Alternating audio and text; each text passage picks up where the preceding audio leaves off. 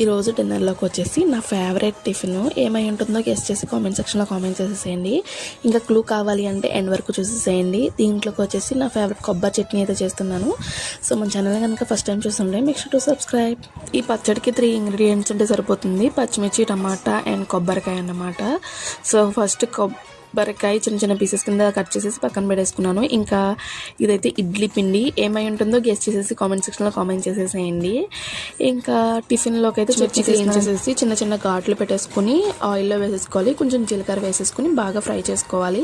అవి కొంచెం ఫ్రై అయ్యాక టమాటాలు ఒక 4 అయితే తీసుకుని అవి కూడా చిన్న చిన్న పీసెస్ కింద కట్ చేసేసుకుని పొడుగ్గా కట్ చేసుకోవాలి. అప్పుడే బాగా ఉడుకుతాయంట. అవునా కదా అనేది కామెంట్ సెక్షన్లో కామెంట్ చేసేసేయండి. ఇంకా ఇవన్నీ అయిపోయాక స్టవ్ ఆఫ్ చేసి చింతపండు అయితే లేకుండా యాడ్ చేసేసేయాలి. ఇంకా ఇదైతే చల్లారబెట్టేసుకోవాలి.